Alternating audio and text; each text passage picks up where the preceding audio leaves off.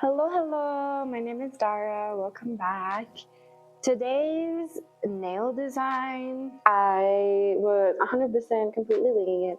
I didn't even have any ideas, any references, anything in mind. I just the last time I went to the nail shop, I brought a bunch of colors because they're so pretty and it's hard to hold myself back.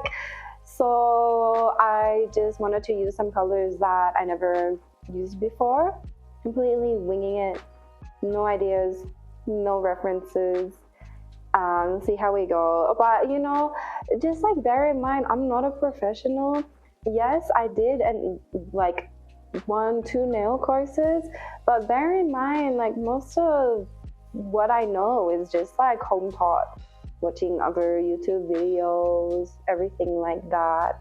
Anyway, I'm gonna be doing a fill using a polygel and with a Russian manicure.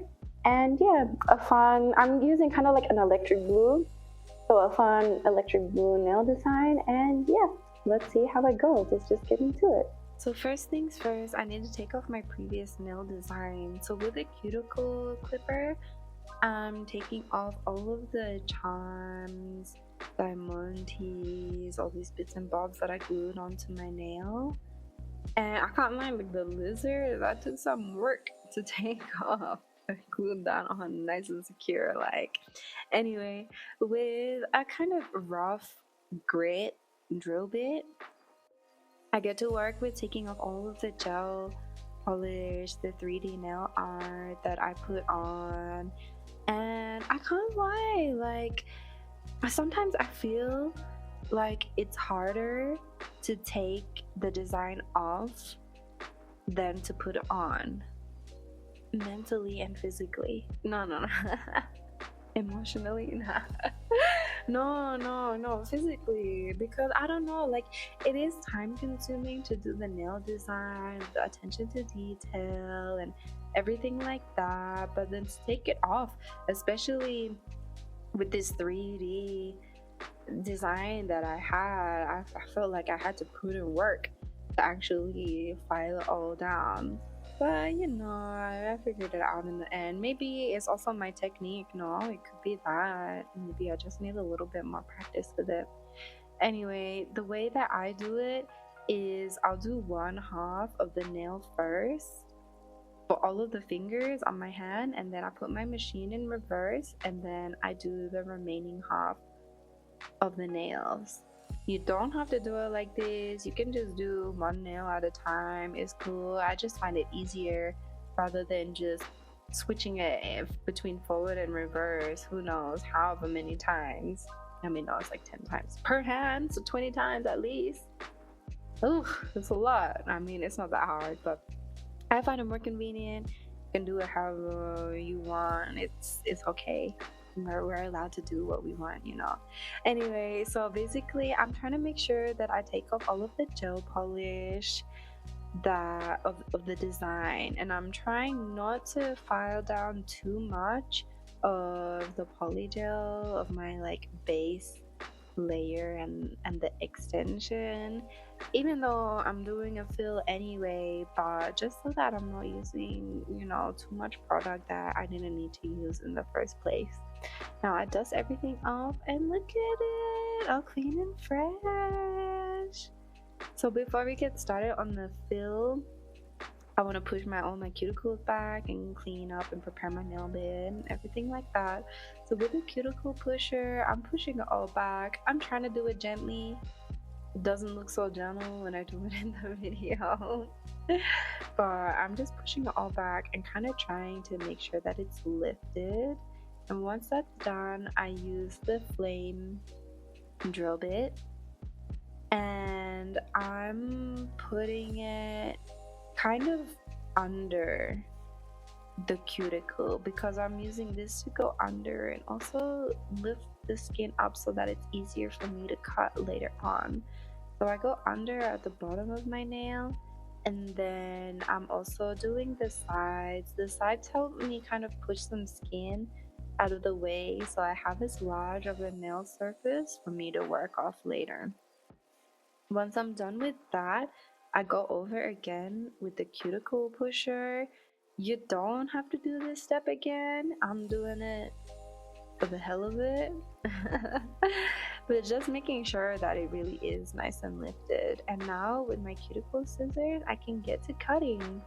And I prefer using these cuticle scissors with the kind of rounded end over the other style of cuticle cutter, you know, the one that I used the start of the video to take the charms off. I just feel a little bit more comfortable. I feel a little bit more secure using it, that I am cutting just the dead skin off and I'm not going and accidentally hurting myself or cutting in too much of the live skin. But you know, accidents happen. It'll be like that sometimes. Anyway, well, on myself, no. Would be extra careful on someone else. Anyway, with a round drill bit, I'm using it to clean up if there's any like excess skin, like some little flakes, or even, you know, towards the end of your finger, sometimes you have these hard bits, kind of where the tip of your finger and the nail is. So I can use this round tool also to clean that up. When I'm using this tool, I'm using it on my skin only. I'm not using it on my nail. And you have to be a little bit careful because you can't put too much pressure, because you know, even with this tool, you can actually hurt yourself. Like, this actually cuts some of the skin off. So only use it if you feel comfortable with using it. That's the only advice I can give. Anyway, with this, I don't know why it says nail hardener on the bottle, because it is a cuticle oil. And I was given this when I did my nail course earlier this year, my Russian manicure course. This is what they gave me, but they said that it was cuticle oil and the texture is like oil and it feels like oil. I don't know. Anyway, you can use any type of cuticle oil, there's no rules. And I put it around 360 degrees on the skin only, around my nail, and then with the buffing tool, I'm trying to get it all around of the skin, just cleaning it up, making it all nice and smooth, and it's kind of like massaging the oil in at the same time so your fingertips aren't all dry like. So I'm going all around it in one direction, and then I switch it in reverse, and then I go around all of the fingers in the other direction. When I put the oil, I did try to avoid getting any of it on the nails, but as you can see, I wasn't exactly successful with that, but that's okay. And there we go, now they're ready for the fill. So first I spray some antiseptic onto my nails because I don't want to accidentally get any nasty infections or whatnot. And then with a dehydrator, I'm putting it all around this nail, on my natural nail and the nail extension. And this should remove the oil that I accidentally got on the extension, and any like moisture or anything else that'll affect the adhesiveness of the other products later on.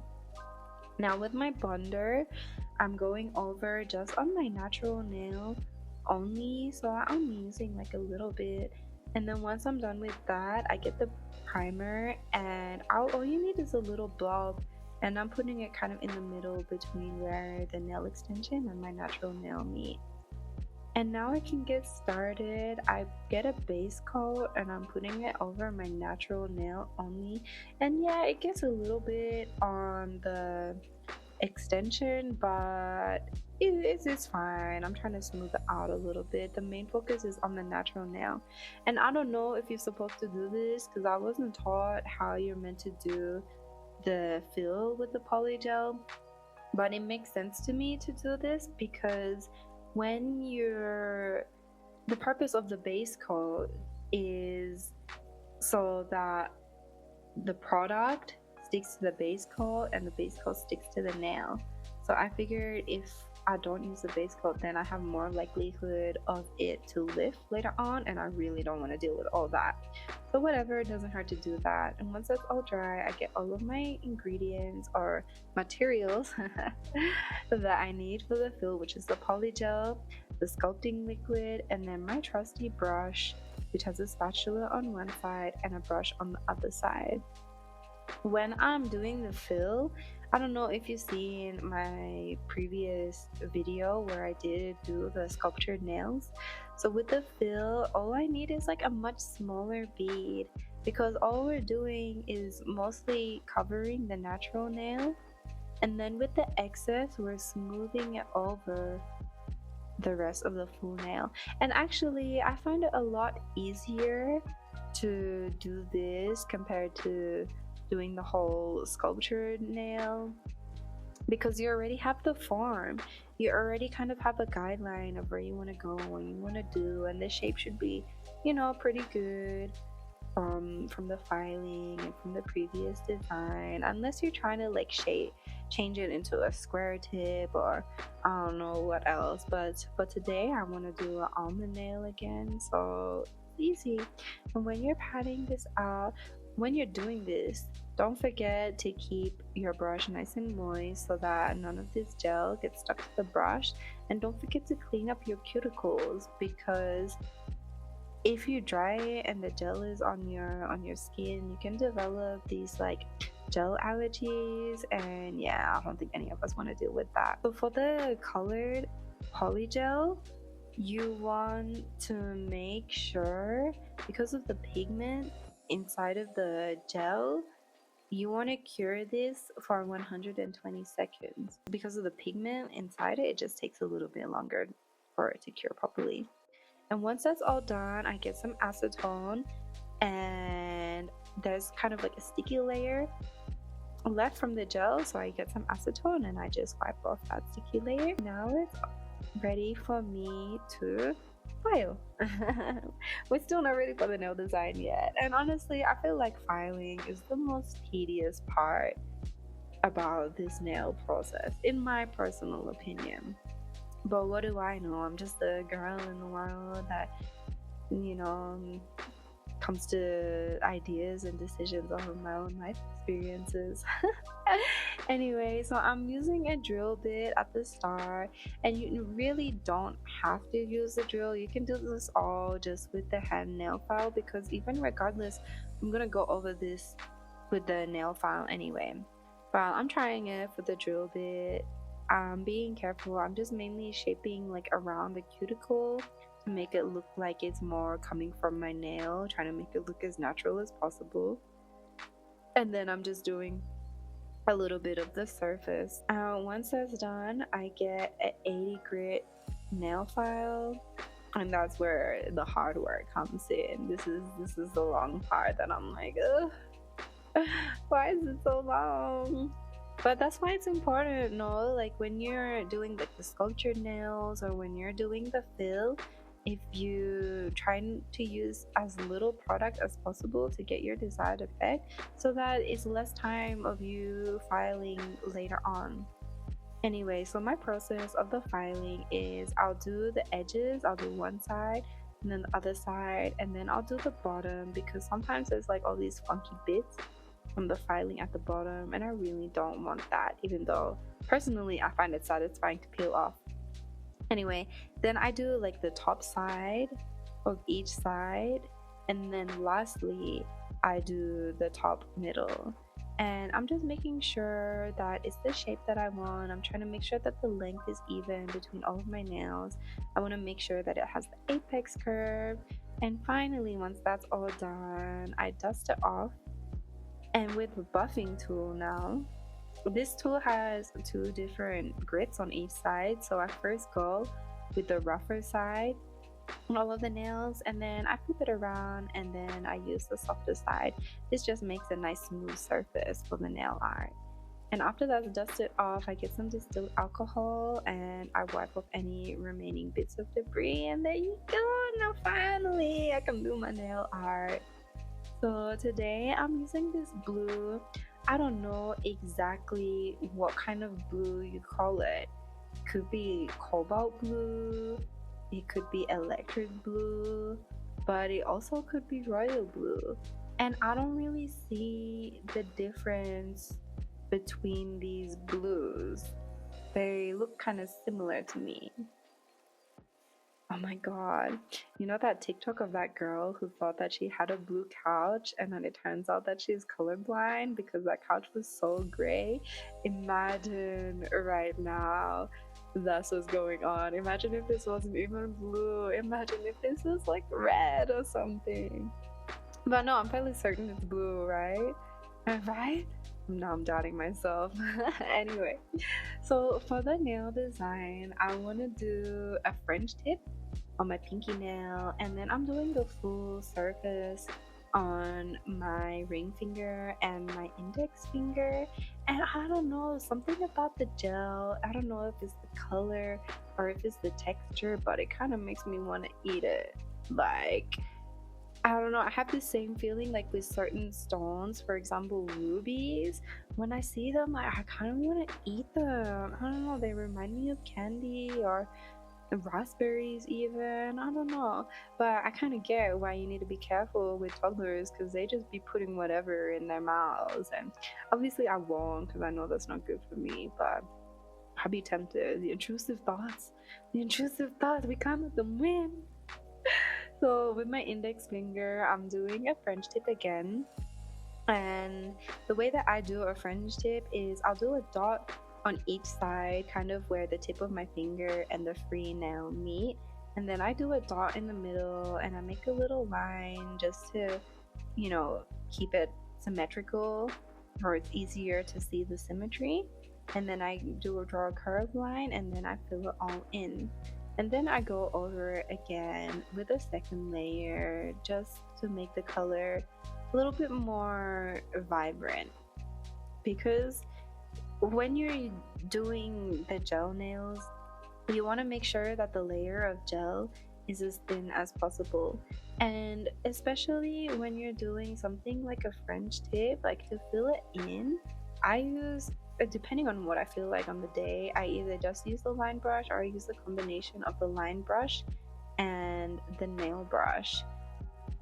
But when you're using the nail brush, especially for the French tip, you want to be careful that you don't use too much product, because if you use too much product, it is not going to dry properly and it's going to be all weird and gooey, or it's going to like peel off quickly, and we want our nails to last as long as possible, no? So I'm going over all of the previous blue with the second layer, and it's always easier to do the second layer as well because you already have the guideline to follow. No, I feel like you need to be a bit more careful when you're doing the first layer. Anyway, so once that's all done, I'm trying to make sure that the texture on the top is kind of even so there's no little blobs everywhere, and then I dry it. Now I want to use some chrome powder. This time I want to use some gold chrome powder. And for the middle finger, this was actually the only design that I had in mind coming into this set. So I wanted to use the gold, and I kind of wanted to make a frame around the edge of the nail with this kind of like flame effect. So after I rub in the chrome powder, first of all, for the chrome powder to apply it, I put top coat all over my nail and then I cure it for 30 seconds only so that there's still like a tacky layer so the chrome powder has something to stick onto. And if you see my previous video, I put the top coat once again over the whole nail, but this time I want to do some designs and the designs is going to come out in chrome only. So with the top coat, I made the frame and then I made these swirls and then I cured it properly for the full 60 seconds, and then with some distilled alcohol I'm taking off all that chrome powder that wasn't set properly. That's how you do the chrome kind of like nail art, how you can do with different designs and everything like that. Anyway, I really also wanted to use this pink. I bought this at the same time as the blue and I love this shade of pink, or magenta. I guess it's more of a magenta, but I didn't think about how if you put a lighter color on top of a darker color, like sometimes the color just doesn't really come out properly. So when I cured it, you can see that it's a little bit darker than when I have like the fresh uncured polish on. So I'm doing a little frame, and I went over it with a second coat just to try and make it as vibrant as possible. But I think if I did it again, I would do the lighter layer on the bottom and then I do the darker layer on the top. Now, for my pinky nail, I want to do some chrome design just on the French tip part. So I put in my top coat, I rub in my chrome powder, and then with my liner brush, I'm doing this kind of, I guess, kind of like tiger stripe effect. And once that's all cured, I wipe off all of the excess again with distilled alcohol. And I actually quite like the combination of the blue and the gold together. But maybe next time I would do thicker chrome so it kind of pops more. Now, with my index finger, I'm just doing some dots. So I'm using my dotting tool to do that, very easy. But when I was doing it in person, I was like, oh yeah, that's so straight, blah, blah, blah. But when I'm looking back, I'm like, those lines weren't as straight as I thought they were. But whatever, I think that is just more of a question of practice more than anything else. So I'm still not finished with the chrome powder. I'm putting it on my thumb and also on the tip of my index finger. This time I do want to cover the whole front tip in the chrome powder, so I rub that in, and then with the thumb I want to do, I don't know what it's called, like these abstract lines, I guess you can call them. So after I rub in all of the chrome powder, I set it with the top coat, or I sculpt out my design or paint out my design with the top coat if we're talking about the thumbnail. I don't know how you call it. I guess it's not so clear in the video, but yeah, these thick kind of abstract lines. And then once that's cured, I just take off all the last bits of debris, and yeah, cute. Now with my ring finger, I decided, yeah, I need a little bit of extra something going on for this finger. So once again, my favorite, the chrome powder. And because I have the dots on my index finger, I want to do chrome dots on my ring finger, kind of just to help it tie in together a little bit more, because I got a lot of lines on my other fingers. And I don't know, my index finger looked a little bit lonely being the only one with dots. So with the dotting tool, I use the top coat just to make my dots in the form I want, and then I wipe it off and it's all ready. Now I just do my top coat all over everything, cure it, and I can go in with the cuticle oil. I'm making sure that I'm peeling the cuticle oil on my skin only, and give it a light little massage just to help rub it in. Make sure your skin's all nice and smooth and hydrated, and there you go. It's a little bit of a funky nail design this time. Like, share, subscribe. Bye!